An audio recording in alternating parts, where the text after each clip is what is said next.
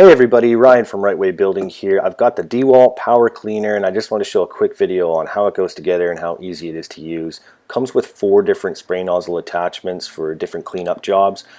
This little doodad just screws onto the bottom there. That's for your hose connection.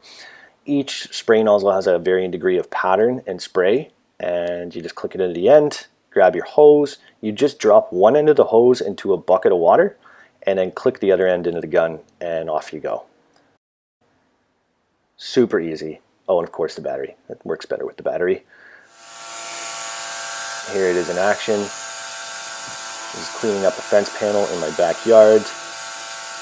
I gotta say, I'm fairly impressed. It's only 550 psi, which is not really a lot of pressure. It's definitely not a pressure washer, but that's why they call it a power cleaner. It did a great job at cleaning up this fence panel. You can see the before, that's the weathered gray look. And here it is after a good clean. Pretty impressed.